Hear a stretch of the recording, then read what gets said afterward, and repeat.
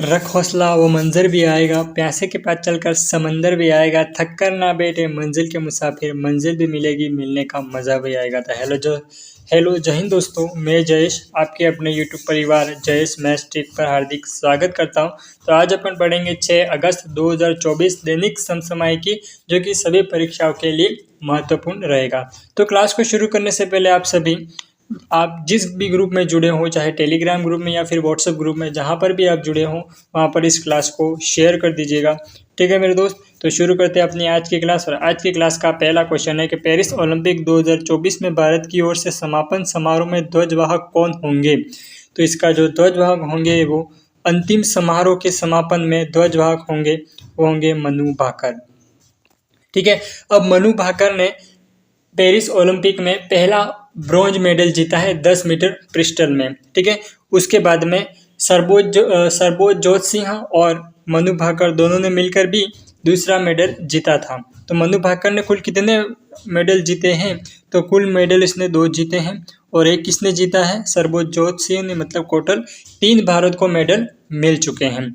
ठीक है, अब उसके बाद में है मनु भाकर कहाँ की रहने वाली है, तो मनु भाकर हरियाणा के झज्जर की रहने वाली हैं। ठीक है, अब उसी प्रकार अपना अगला है कि ओलंपिक 2024 से संबंधित प्रश्न। ठीक है, नए खेल कौन कौन से शामिल किए गए, एक तो ब्रेकिंग, सर्फिंग, स्मार्ट क्लाइंबिंग और स्केटबोर्डिंग, ये नए खेल शामिल किए गए। और इसका मोटो क्या है कि यूनाइटेड बॉय इमोशन इसका मोटो है।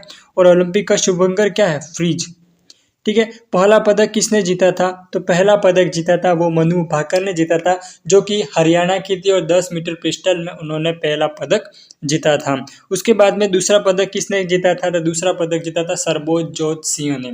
ठीक है, किसने जीता था, सरबोज जोत सिंह ने। और तीसरा पदक किसने जीता था, तो स्वप्निल कुशाले ने तीसरा पदक जीता था। उसके बाद में है अगला क्वेश्चन कि आईएनएस तबर ने किस देश की नौसेना के साथ समुद्री साझेदारी अभ्यास संचालित की है, तो वो की है रूस के साथ। ठीक है, अब रूस के साथ उन्होंने साझेदारी करी है। रूस की राजधानी क्या है, तो रूस की राजधानी क्या है, इसका सही आंसर आपको मुझे कमेंट करना है। बाकी रूस की जो करेंसी है वो रूसी रूबल इसकी करेंसी हो जाएगी। ठीक है, रूस की जो करेंसी होगी वो क्या होगी, रूसी रूबल इसकी करेंसी हो जाएगी। उसके बाद में रूसी रूबल इसकी करेंसी हो जाएगी। और रूस के राष्ट्रपति का नाम है व्लादिमीर पुतिन। कौन है रूस के राष्ट्रपति, रूस के राष्ट्रपति हैं व्लादिमीर पुतिन, रूस के राष्ट्रपति हैं। उसके बाद में है प्रमुख सैन्य अभ्यास कौन कौन से हैं कि अजय वॉरियर इंडिया और ब्रिटेन के बीच में है। अजय वॉरियर किस किस के बीच में है, तो इंडिया और ब्रिटेन के बीच में है। मित्र शक्ति भारत और श्रीलंका के बीच में है। मित्र शक्ति किसके बीच में है, तो भारत और श्रीलंका के बीच में। दोस्ती इंडिया मालदीव और श्रीलंका के बीच में है। शक्ति इंडिया और फ्रांस के बीच में। और सिग्मेक्स सिंगापुर इंडिया और थाईलैंड के बीच में है। टाइगर ट्रम्प इंडिया और अमेरिका के बीच में। युद्ध अभ्यास इंडिया और अमेरिका में है। वज्र प्रहार इंडिया और अमेरिका में। उदार शक्ति इंडिया और मलेशिया में। ठीक है, ये सैन्य अभ्यास आपको क्या होने चाहिए, याद होने चाहिए, क्योंकि इससे सीधा क्वेश्चन एग्जामों में पूछा जाता है। ठीक है, अजय वॉरियर किस किस के बीच में है, तो वो है इंडिया और ब्रिटेन के बीच में। उसके बाद में मित्र शक्ति भारत और श्रीलंका के बीच में। दोस्ती इंडिया मालदीव श्रीलंका के बीच में है। शक्ति इंडिया फ्रांस के बीच में है। सिटमैक्स सिंगापुर इंडिया और थाईलैंड के बीच में है। टाइगर ट्रम्प इंडिया और अमेरिका। युद्ध अभ्यास इंडिया और अमेरिका। वज्र प्रहार इंडिया और अमेरिका। उदार शक्ति इंडिया और मलेशिया।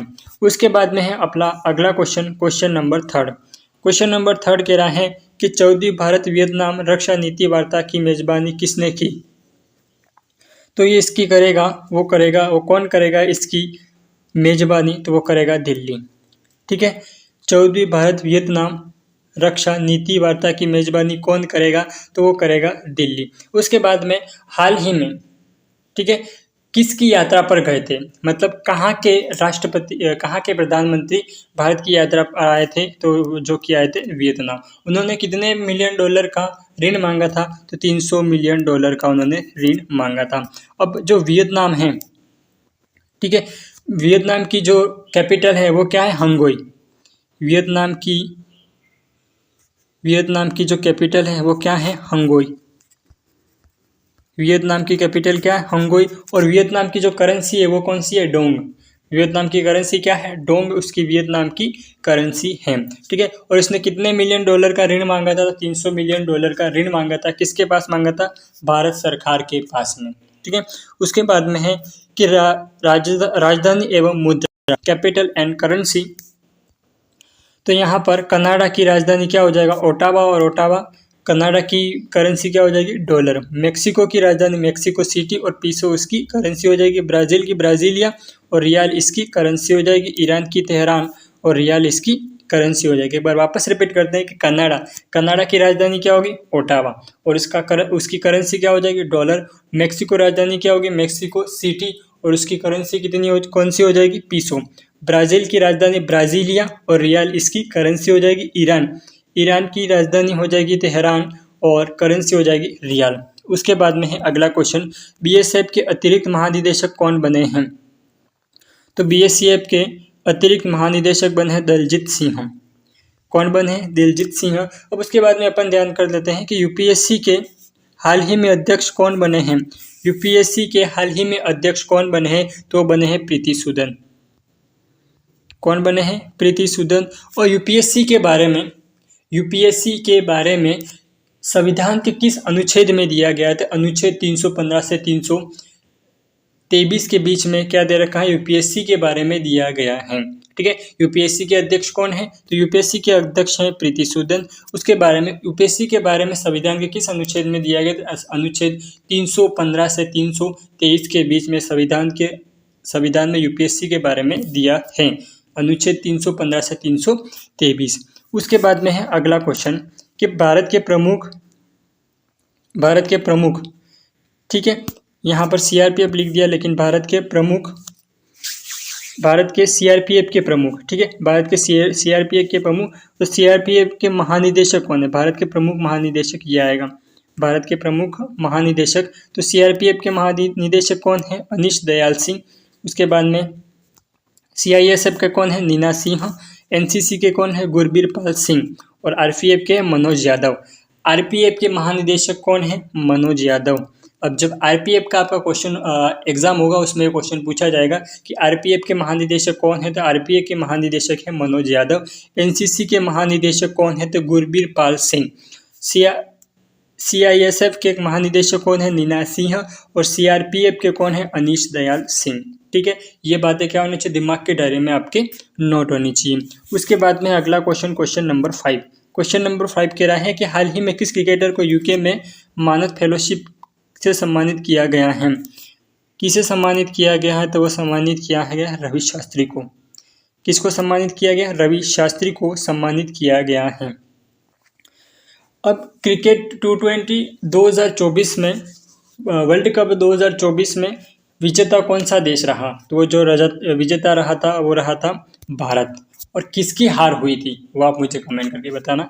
आपका HW है कि 2024 में वर्ल्ड कप हुआ था, उसमें कौन सा देश जीता था, वो जीता था भारत। उसके बाद में हार किस देश की हुई थी, किस देश को हराया गया था भारत के द्वारा, इसका सही आंसर आप मुझे कमेंट करके बताओगे। ठीक है। उसके बाद में भारत के देशों के प्रमुख खेल, कनाडा के कौन सा प्रमुख खेल कौन सा है, राष्ट्रीय खेल कौन सा है, तो वो हो जाएगा आइस हॉकी, कनाडा का राष्ट्रीय खेल है। उसके बाद में चीन का राष्ट्रीय खेल कौन सा है, तो चीन का राष्ट्रीय खेल है टेबल टेनिस। ऑस्ट्रेलिया का है क्रिकेट, श्रीलंका का वॉलीबॉल, नेपाल का वॉलीबॉल, उरुग्वे का फुटबॉल और स्वीडन का फुटबॉल। आई बात समझ में। ये चीज़ें आपके क्या होनी चाहिए, दिमाग की डायरी में नोट होनी चाहिए। वापस रिपीट करते हैं, कनाडा का हो जाएगा आइस हॉकी नेशनल गेम्स। उसके बाद में चीन का हो जाएगा टेबल टेनिस, ऑस्ट्रेलिया का हो जाएगा क्रिकेट, श्रीलंका का हो जाएगा वॉलीबॉल, नेपाल का वॉलीबॉल, उरुग्वे का फुटबॉल और स्वीडन का फुटबॉल। उसके बाद में क्वेश्चन नंबर 6 कह रहा है कि हाल ही में यामित्री कृष्णमूर्ति का निधन हो गया, इनका संबंध किसके क्षेत्र से था, तो वो था शास्त्रीय नृत्य थी वो। ठीक है। अब सबसे पुराना नृत्य कौन सा है, तो सबसे पुराना नृत्य है वो है भरतनाट्यम। कहाँ का है, तमिलनाडु का है। भरतनाट्यम कहाँ का है, तमिलनाडु का है। उसके बाद में गरबा, लास्य, ये कहाँ का डांस है? तो ये है गुजरात का। कहाँ का डांस है ये? गुजरात का है। गरबा और लास्य ये कहाँ का है? गुजरात का है। ठीक है, उसके बाद में है अपने प्रमुख शास्त्रीय नृत्य भारतनाट्यम, कहाँ का है? तमिलनाडु। मोहिनी अट्टम कहाँ का है? केरल का। भारतनाट्यम तमिलनाडु, मोहिनी अट्टम केरल, कथक उत्तर प्रदेश, ओडिसी उड़ीसा, मणिपुरी मणिपुर और इसके बाद में कुचिपुड़ी आंध्र प्रदेश। आई बात समझ में? कुचिपुड़ी कहाँ का है? आंध्र प्रदेश का है। भरतनाट्यम तमिलनाडु का है। मोहिनी अट्टम केरल का है। कथक यूपी का है। ओडिसी उड़ीसा का है। मणिपुरी मणिपुर का है और कुचिपुड़ी आंध्र प्रदेश का है। उसके बाद में क्षत्रिय, क्षत्रिय कहाँ का है? असम का है और कथकली केरल का है। ठीक है, ये क्या होना चाहिए? डांस आपको याद होने चाहिए। अब मुझे आप बताना कमेंट करके कि वर्तमान में क्लासिकल डांस कितने हैं। ठीक है, वर्तमान में शास्त्रीय नृत्य कितने हैं? इसका सही आंसर आप मुझे कमेंट करके बताओगे। ये क्वेश्चन नंबर 2 है जो आपका HW रहेगा कि वर्तमान में क्लासिकल डांस कितने हैं। ठीक है, उसके बाद में क्वेश्चन नंबर 7, जुलाई 2024 में भारत की राष्ट्रपति किस देश की यात्रा पर गई हैं? तो 3 देश की यात्रा पर गई हैं। कौन कौन से? New Zealand, Timor Leste, Fiji. तीनों के तीनों देश पर गई है। ऑप्शन डी फॉर देवसेना इसका सही आंसर हो जाएगा। अब भारत की राष्ट्रपति कौन है? तो अपने भारत की जो वर्तमान राष्ट्रपति है वो है द्रौपदी मुर्मू। वो किस जनजाति की है? तो संथाल जनजाति की है। और कहाँ की है? मयूरभंज उड़ीसा की रहने वाली है। ठीक है मेरे दोस्त, आई बात समझ में? क्या बोला मैं कि भारत की वर्तमान राष्ट्रपति कौन है? द्रौपदी मुर्मू। और ये पहली आदिवासी महिला राष्ट्रपति हैं द्रौपदी मुर्मू। और पहली महिला राष्ट्रपति कौन थी? प्रतिभा पाटिल।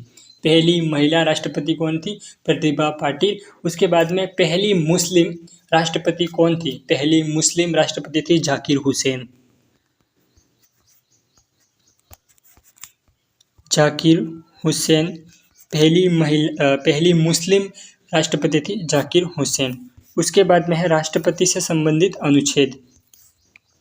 राष्ट्रपति की शक्तियाँ आर्टिकल 52, राष्ट्रपति का निर्वाचन आर्टिकल 54 में है। उसके बाद में राष्ट्रपति की पदावधि आर्टिकल 56, राष्ट्रपति की शपथ आर्टिकल 60, राष्ट्रपति का महाभियोग आर्टिकल 61। ठीक है, ये चीज़ें आपको क्या होनी चाहिए? याद होनी चाहिए। उसके बाद में क्वेश्चन नंबर 8, टेनिस में गोल्डन स्लैम हासिल करने वाले 5वें खिलाड़ी कौन बने हैं? तो ये बने हैं नोवाक जोकोविच। अब ये क्या होता है कि गोल्डन स्लैम क्या होता है? गोल्डन स्लैम का मतलब ये होता है कि जिसने ओलंपिक में गोल्ड मेडल जीता हो, उसके बाद में विंबलडन में, फ्रेंच ओपन में, इन सभी में जिसने गोल्ड मेडल जीता होता है उसे गोल्डन स्लैम कहा जाता है। तो 5वें खिलाड़ी कौन बने हैं? तो नोवाक जोकोविच बने हैं। उसके बाद में क्वेश्चन नंबर 9, क्वेश्चन नंबर 9 कह रहा है कि केंद्रीय समुद्री मत्स्य अनुसंधान संस्था का निर्देशन किसने नियुक्त किया है? तो वो किया है डॉक्टर प्रिसन जॉर्ज ने किया है। किसने किया? डॉक्टर प्रिसन जॉर्ज ने कराया। भारत के प्रमुख संग्रहालय, ठीक है, भारत का पहला श्रमिक आंदोलन संग्रहालय कहाँ था? केरल में था। भारत का पहला श्रमिक आंदोलन संग्रहालय कहाँ था? केरल था। उसके बाद में देश का पहला मछली संग्रहालय अरुणाचल प्रदेश में है। देश का पहला ओपन रॉक म्यूजियम हैदराबाद में है। देश का पहला ओपन रॉक म्यूजियम हैदराबाद में है। भारत का पहला श्रमिक आंदोलन संग्रहालय केरल में है। देश का पहला मछली संग्रहालय आंध्र प्रदेश अरुणाचल प्रदेश में है। देश का पहला ओपन रॉक म्यूजियम हैदराबाद में है। अब लास्ट क्वेश्चन है क्वेश्चन नंबर 10। क्वेश्चन नंबर 10 क्या कह रहा है कि भारत अमेरिका अंतरिक्ष स्टेशन मिशन के लिए भारत से किस अंतरिक्ष यात्री को प्रमुख यात्री चुना गया है? तो वो चुना गया है कैप्टन शुभांशु शुक्ला को। किसे चुना गया है? कैप्टन शुभांशु शुक्ला को चुना गया है। स्टैटिक जी के महत्वपूर्ण प्रश्न। ब्रह्म समाज की स्थापना 1828 में की गई थी। किसके द्वारा की गई थी? दयानंद राजा राम मोहन राय के द्वारा की गई थी। ब्रह्म समाज की स्थापना किसके द्वारा की गई थी? तो राजा राम मोहन राय के द्वारा की गई थी। उसके बाद में आर्य समाज की स्थापना दयानंद सरस्वती के द्वारा 1876 में की गई थी। आर्य समाज की स्थापना किसके द्वारा की गई थी? तो दयानंद सरस्वती के द्वारा की गई थी 1876 में। रामकृष्ण मिशन की स्थापना स्वामी विवेकानंद ने की थी 1897। ठीक है, उसी प्रकार अपन कल की क्लास का रिवीजन करेंगे 5 अगस्त 2024 का। तो यहाँ पर क्वेश्चन दे रखा है question number first. Question number first कह रहा है कि मुख्यमंत्री मैया सम्मान योजना किस राज्य से शुरू की गई है, तो ये झारखंड राज्य से शुरू की गई है। उसके बाद में अगला क्वेश्चन है question number second. Question number second कह रहा है कि विश्व शिल्प शहर वर्ल्ड क्राफ्ट सिटी का प्रमाण पत्र प्राप्त करने वाला भारत का चौथा शहर कौन बना है, तो बना है श्रीनगर। ठीक है, श्रीनगर कहाँ पर है, जम्मू कश्मीर में है। और जम्मू कश्मीर और लेह को केंद्र शासित प्रदेश में कब शामिल किया गया था, 31 अक्टूबर 2019 को इन दोनों को कहाँ शामिल किया था, केंद्र शासित प्रदेश में शामिल किया गया था। और वहाँ पर 2 धाराएं हटाई गई थी, 370 और 35A। कौन कौन सी धारा हटाई थी, 370 और 35A, दोनों प्रकार की धाराएं वहाँ पर हटाई गई थी। उसके बाद में है अगला क्वेश्चन, क्वेश्चन नंबर थर्ड। अगस्त 2024 में भारतीय नौसेना की पनडुब्बी INS शाल्की किस देश की यात्रा पर गई थी, किस देश की यात्रा पर गई थी, तो वो गई थी श्रीलंका। ठीक है, उसके बाद में अगला क्वेश्चन, अंगदान जागरूकता कार्यक्रम कहाँ आयोजित किया जाएगा, तो वो आयोजित किया जाएगा दिल्ली में आयोजित किया जाएगा। और अंगदान जागरूकता दिवस कब शुरू किया गया था, 3 अगस्त को। 3 अगस्त को क्यों शुरू किया गया, क्योंकि 3 अगस्त को अंगदान दिवस मनाया जाता है। किसके द्वारा शुरू किया गया था, तो ये शुरू किया गया था दिया कुमारी के द्वारा, दिया कुमारी पटेल के द्वारा शुरू किया गया था। ठीक है, उसके बाद में है अगला क्वेश्चन कि राज्यपालों का 52वां सम्मेलन कहाँ आयोजित किया जाएगा, तो वो आयोजित किया जाएगा दिल्ली में। उसके बाद में क्वेश्चन नंबर 6। लोकप्रिय सोशल मीडिया प्लेटफॉर्म इंस्टाग्राम पर किस देश ने प्रतिबंध लगा दिया है, तो तुर्की ने लगा दिया है। उसके बाद में क्वेश्चन नंबर 7। हाल ही में लॉन्च की गई पुस्तक कॉल ऑफ द गिर के लेखक कौन बने हैं, परिमल नथवानी, परिमल नथवानी। ठीक है, हाल ही में लॉन्च की गई पुस्तक कॉल ऑफ द गिर के लेखक बने परिमल नथवानी। उसके बाद में भारत किस देश को $300 मिलियन का ऋण देगा, तो वह देगा वियतनाम को। अब वियतनाम की राजधानी क्या है और वियतनाम की करेंसी क्या है, वो मैंने अभी जस्ट आपको बताई थी कि वियतनाम की राजधानी है हंगोई। उसके बाद में वियतनाम की जो करेंसी है वो है डोंग। उसके बाद में क्वेश्चन नंबर 9। क्वेश्चन नंबर 9 कह रहा है राष्ट्रीय हिंदी विज्ञान सम्मेलन 2024 का चौथा संस्करण कहाँ आयोजित किया जाएगा, तो वो आयोजित किया जाएगा भोपाल में। ठीक है, और विश्व हिंदी दिवस कब मनाया जाता है, 10 जनवरी को मनाया जाता है। और हिंदी दिवस कब मनाया जाता है, 14 सितंबर को मनाया जाता है। कब से मनाया जाता है, 14 सितंबर 1949 से मनाया जाता है। और इसको संविधान के किस अनुच्छेद में लिखा गया है, तो 343A, 343 फर्स्ट में इसके बारे में मतलब बताया गया है कि हिंदी दिवस मनाया जाता है। ये संविधान के 343 फर्स्ट में बताया गया है। उसके बाद में पेरिस ओलंपिक 2024 में भारत की ओर से मुक्केबाजी में सबसे कम उम्र के ओलंपिक रेफरी कौन बन गई हैं, तो बन गई हैं कालीबंसाई अशोक बन गई हैं। ठीक है, इस प्रकार यह क्लास यहाँ तक समाप्त हुई। तो जो क्वेश्चन मैंने आपको पूछा था इसका सही आंसर आप कमेंट करिएगा। ठीक है, और आज की क्लास आपको कैसी लगी, आपको ये सेशन कैसा लगा, कमेंट बॉक्स में कमेंट करके ज़रूर बताएं। बाकी आप सभी अपना ख्याल रखिएगा। धन्यवाद। जय हिंद, जय भारत।